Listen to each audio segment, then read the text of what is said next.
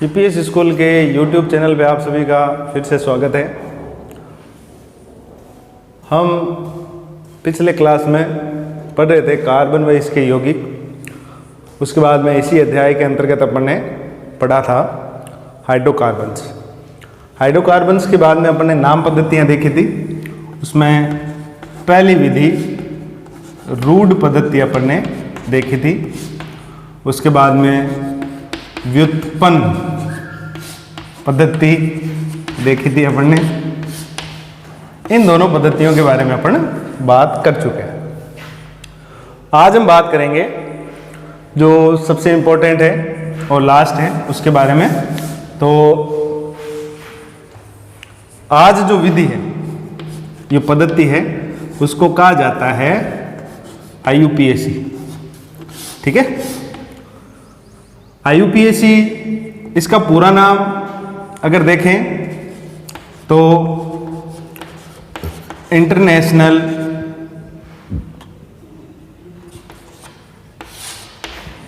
Union of pure and applied chemistry, इसका पूरा नाम दिया जाता है। IUPAC का फुल फॉर्म है, लिख लेना, देख लेना आप। IUPAC international union of pure and applied chemistry. ठीक है ना। अब इस IUPAC को आज अपन पढ़ेंगे। तो सबसे पहले बात करते हैं IUPAC के अंतर्गत जो कार्बनिक यौगिकों का नामकरण किया जाता है, उसके अंतर्गत कुछ नियमों की पालना की जाती है। वो नियम है, वो नियम आपको ध्यान रखना है। उन्हीं के आधार पर आप कार्बनिक यौगिकों को नामकरण आप दोगे। तो सबसे पहला IUPAC का नियम है कि भाई इसको आपको पहले समझाया हुआ है, क्योंकि एडवांस में आपको समझा दिया था, पहले नाम आए थे। ठीक है ना, तो आपको समझा दिया गया है, फिर भी वापस देख लेते हैं। देखो, सबसे पहले आपको कार्बनिक जो यौगिक है, यौगिक कार्बनिक यौगिक है, उसमें कार्बन की संख्या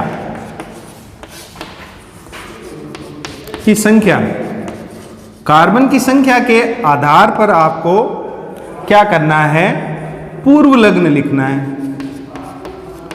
अब वो किस प्रकार से होगा तो उसके बारे में अपन ने बात कर चुके हैं।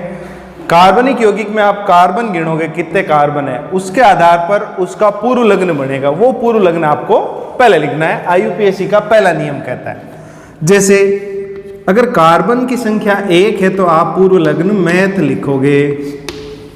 अगर इसी प्रकार कार्बन 2 है तो आप एथ लिखोगे, पूर्व लग्न। 3 है तो आप क्या लिखोगे, प्रोप लिखोगे। अगर कार्बन 4 है तो आप लिखोगे ब्यूट। 5 है कार्बन तो आपको लिखना है पेंट, पूर्व लग्न। ठीक है, इसी प्रकार कार्बन अगर 6 है तो आप हेक्स लिखोगे, पूर्व लग्न। अगर कार्बन 7 है तो आपको हेप्ट लिखना है, पूर्व लग्न। अगर कार्बन आपके पास 8 है तो आपको ऑक्ट लिखना है। ठीक है, अगर कार्बन आपके पास 9 है तो नॉन लिखना है आपको, पूर्व लग्न। और कार्बन 10 है तो आप लिखोगे डेक। ठीक है ना। तो ये आपको पहला नियम कहता है IUPAC का। आपको कार्बनिक यौगिक के अंदर कार्बन को काउंट करना है, यानी गिनना है कितने कार्बन आ रहे हैं। उसकी संख्या के आधार पर आप इस तरह से ये नाम देख लोगे, 1 से 10 तक है तो इनके आधार पर आपको पूर्व लग्न लिखना है। फिर दूसरा नियम कहता है कि अगर आपने कार्बन की संख्या गिन ली, उसके बाद आपको देखना है कार्बन के बीच, सीधा लिख देते शॉर्ट में, कार्बन के बीच बंध देखने आपको। यदि कार्बन के बीच एकल बंध है, ठीक है, बंध देखने के बाद बंध के आधार पर आप क्या लगाओगे, इसमें अनुलग्न लगाओगे, यानी पीछे क्या लगाना है, अनुलग्न लिखना है आपको बंध देखने के बाद में। तो स्थिति बनती है 3। पहली स्थिति कहती है अगर कार्बन कार्बन के बीच में एकल बंध है कार्बनिक यौगिकों में तो उनको अपन एल्केन कहेंगे। क्या कहेंगे? एल्केन। ठीक है, इनको एकल बंध के आधार पर एल्केन कहते हैं। और एकल बंध उनमें होगा तो अपन जो अनुलग्न लगाएंगे वो एन लगाएंगे। क्या लगाएंगे? एन। ठीक है।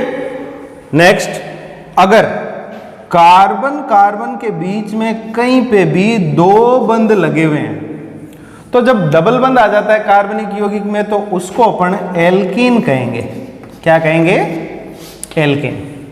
और इस स्थिति में इन कार्बनिक यौगिकों के जब नामकरण किया जाएगा तो इनके अंत में आपको ईन लगाना है। अनुलग्न क्या लगाएंगे? ईन लगाएंगे। ठीक है। फिर थर्ड स्थिति अपन देखते हैं, अगर कार्बनिक यौगिक में कहीं पे भी ट्रिपल बंध आ जाए तो इनको अपन कहेंगे एल्काइन। क्या कहेंगे? एल्काइन। और इस स्थिति में इन कार्बनिक यौगिकों के अंत में अनुलग्न जो है आप लगाओगे आइन। ठीक है।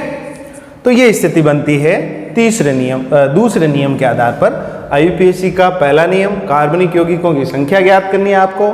उसके पश्चात आपको देखना है बंध देखना है, एकल बंध वाले एल्केन, द्विबंध वाले एल्कीन और 3 बंध वाले एल्काइन। देखो छोटा सा उदाहरण तीनों के अपन ले लेते हैं। ठीक है, आपको समझ में आ जाए। जैसे मैंने कहा कि लिख दिया मैंने 3 कार्बन। ठीक है। अब इस कार्बन में आपको कार्बनिक यौगिक पूरा बनाते हैं, कार्बन की संयोजकता पूरी करते हैं। देखो 1 पूरी है इसकी और 4 इसकी होती है तो 3 अपन को पूरी करनी है तो हाइड्रोजन अपन जोड़ देते हैं। ये हाइड्रोजन लगाती है। इसकी 2 पूरी है तो 2 अपन को चाहिए, ये 2 अपन ने लगा दी। इसकी 1 पूरी है तो 3 अपन ने सेट कर दी। चलो अब देखो इस स्थिति में इसको भाई पूरा लिखते हैं अपन CH3 CH2 शॉर्ट में CH3 लिख दिया। अब देखो सभी कार्बन के बीच में एकल बंध है एकल बंध। तो अपन को एकल बंध है तो एकल बंध वाले के लास्ट में एन लगाना है अपन को। तो अपन ने एन देख लिया। अब काउंट अपन देखते हैं कार्बन कितने हैं। 1 2 3 कार्बन है तो प्रोप होगा इसका पहला नाम। तो पूर्व लग्न क्या होगा? प्रोप। ठीक है, पूर्व लग्न हो गया इसका प्रोप। पीछे क्या लगेगा? अनुलग्न। अपन कहेंगे एल्केन है, एकल बंध है, इसमें एन लगाएंगे तो एन लगा दो इसमें। तो इसका संयुक्त रूप से नाम हो गया प्रोपेन। क्या बन गया? प्रोपेन बन गया। ठीक है ना। अब इसी आधार पर अगर कहीं पर भी इसमें डबल बंध होता तो प्रोप तो होता ही है, ईन बन जाता तो प्रोपीन हो जाता। 3 बंध होते कहीं पे तो क्या होगा? प्रो प्लस आइन प्रोपाइन होगा। तो ये विस्तार से है, आगे अपन देखेंगे। ये एक छोटा सा उदाहरण दिखाया अपन ने।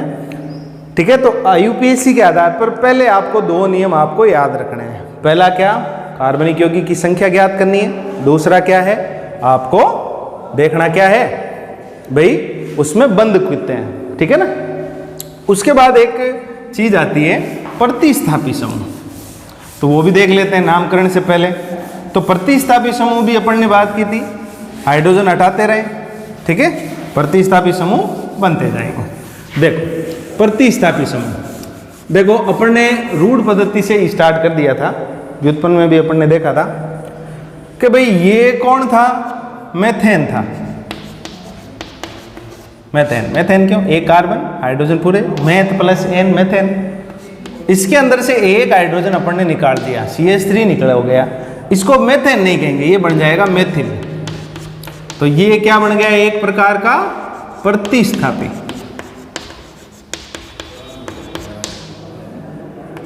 समूह। इसी प्रकार आप बनाते जाओ।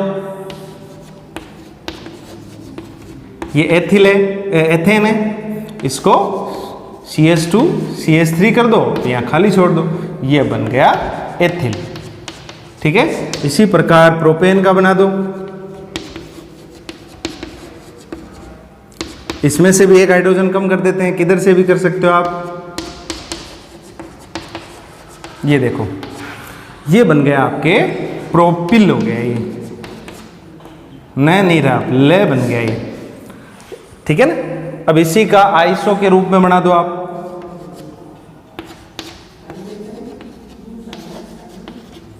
ठीक है।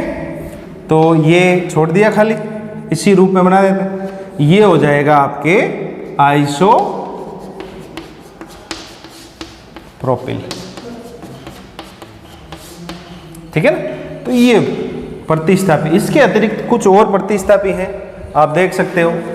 क्लोरो, इसको क्या कहेंगे, क्लोरो, ये है ब्रोमो, ठीक है, ये है आयोडो, ठीक है, ये है नाइट्रो,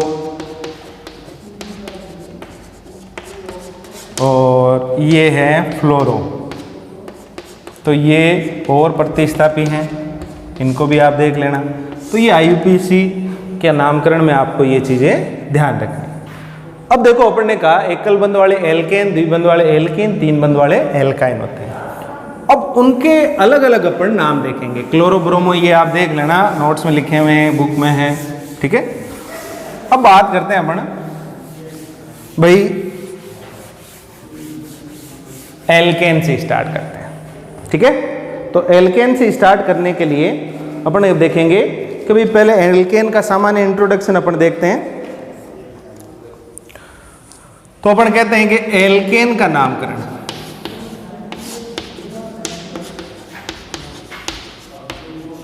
तो एल्केन के लिए नामकरण के लिए थोड़ा इंट्रोडक्शन ले लेते हैं। एल्केन जो होता है, इसका सामान्य सूत्र, सामान्य सूत्र जो होता है CnH2n+2 होता है। कि सर ये कहाँ काम आता है, तो देखते हैं। देखो, अगर आपको कह दे कि कोई कार्बन है, कोई कार्बनिक यौगिक है, उसमें कार्बन की संख्या आपको कह दे 6 है, तो उसकी संरचना बनाओ। तो अपन ने कहा n का मान कितना है, 6 है, तो C6H2 × 6 + 2।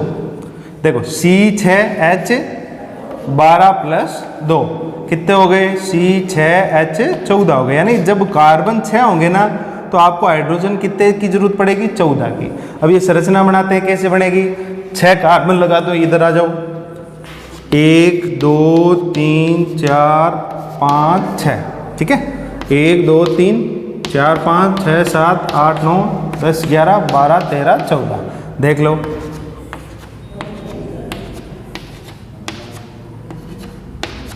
हाइड्रोजन संतुलित कर दी अपन ने, सभी की संयोजकता पूरी कर दी अपन, ये लो। तो ये संरचना इसकी बनेगी। अब इसको संयुक्त रूप से आप लिखना चाहें तो इस प्रकार से आप इसको लिख सकते हैं, ठीक है। ये संरचना इसकी बनेगी, ठीक है ना। तो सामान्य सूत्र क्या है इसका, CnH2n+2। इनको है ना एक अन्य नाम भी दिया जाता है, इनको पैराफिन्स कहते हैं। क्या कहते हैं, पैराफिन्स। इनको पैराफिन्स भी कहा जाता है, ठीक है ना। तो ये एल्केन का सामान्य जानकारी है। उसके बाद में अपन अब बात करेंगे एल्केन का नामकरण किस प्रकार से करते हैं। तो एल्केन का नामकरण करने के लिए आपको क्या करना है, कुछ नियम याद रखना है। तो उन नियमों के आधार पर अपन आगे धीरे धीरे चलेंगे। लास्ट में एक उदाहरण करेंगे, उसके बाद में चलो। पहला, एल्केन का नामकरण का पहला नियम। एल्केन का नामकरण का पहला नियम है, सबसे पहले आपको कार्बन की लंबी श्रृंखला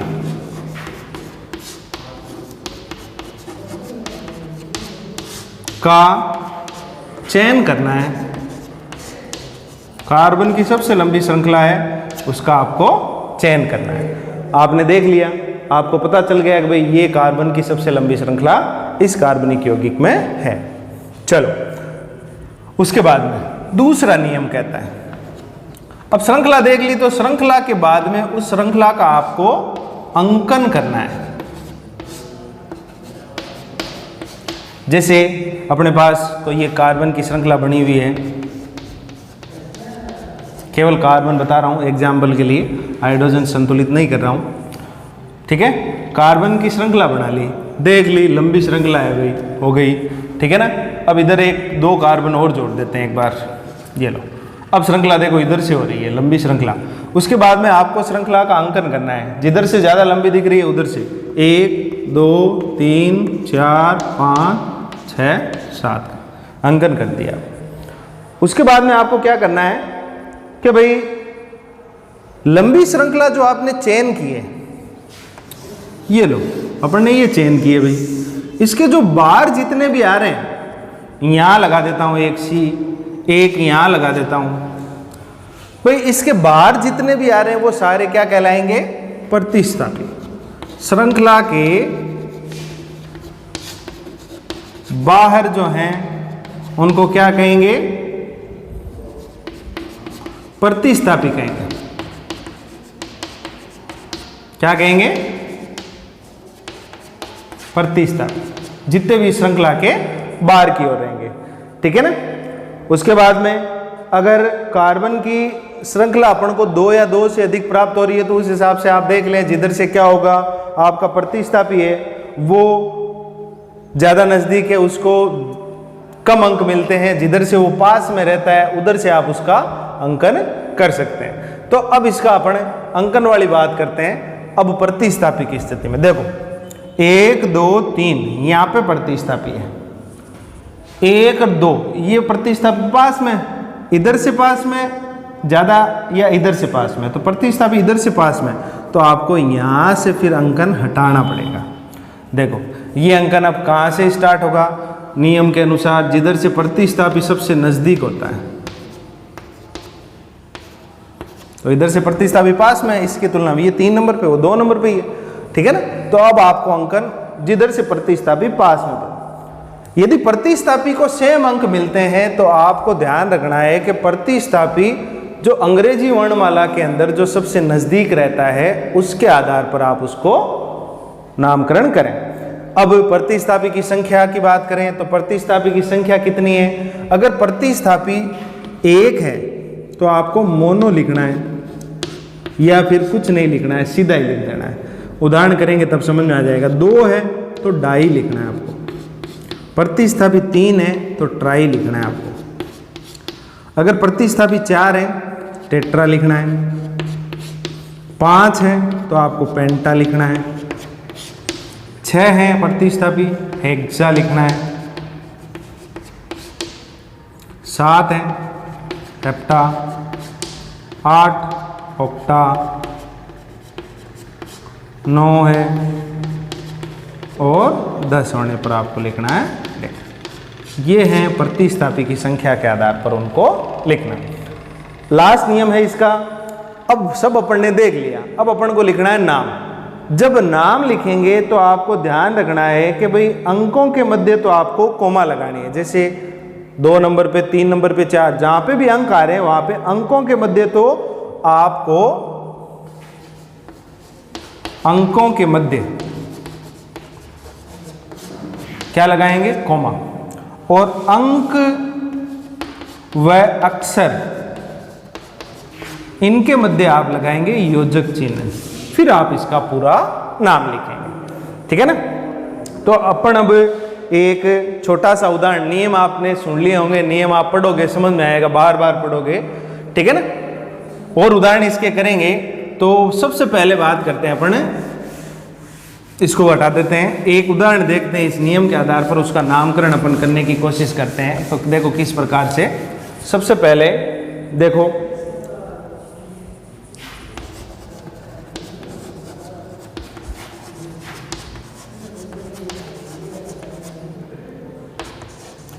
ये एक कार्बन की अपन ने श्रृंखला बना ली सीधी, ठीक है। अब इसको अपन संयोजित करेंगे। देखो यहां से हाइड्रोजन हटाए, ये खाली हो गई, यहाँ पे यहाँ मैं लगा देता हूँ CH2 CH3, यहाँ से इसको हटाता हूँ, ये कर देता हूँ, इसको कर देते हैं CH3 लिख देते हैं, ठीक है। यहाँ पे अपन कर देते हैं CH3, 3।